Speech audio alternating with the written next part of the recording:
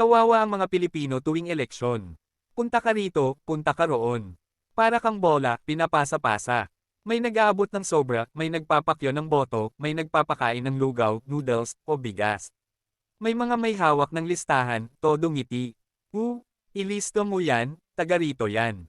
Bigyan mo ng ayuda. Pero ang tanong, ayuda ba talaga yan? O paunang bayad sa boto mo?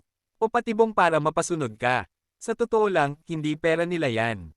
Hindi galing sa bulsa nila. Pera ng taong bayan yan. Pera natin. Pera mo. Pinapamadmad lang nila parang galing sa kabutihang loob pero hindi.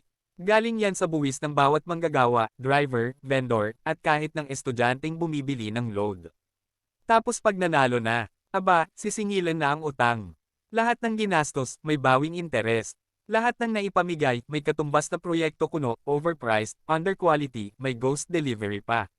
Lahat ng ipinangakong serbisyo, biglang may presyo. Ang dating libreng ayuda, nagiging utang ng bayan. At ang tapat na boto, nagiging instrumento ng panlilinlang. Tayo ang nagbibigay ng kapangyarihan. Pero tayo rin ang naloloko. Tuwing eleksyon, ang boto mo ang hari. Pero pagtapos na, alipin ka ulit ng sistemang ginawang negosyo ang politika.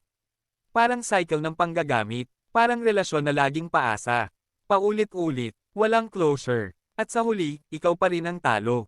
Kaya huwag tayong magpauto sa palamig, sa spaghetti, sa 500 pesos. Kasi ang kapalit nun, 6 na taon ng paghihirap. Mulat na dapat, hindi lang basta boto, kundi laban. Hindi lang basta pangalan sa listahan, kundi boses sa pagbabago.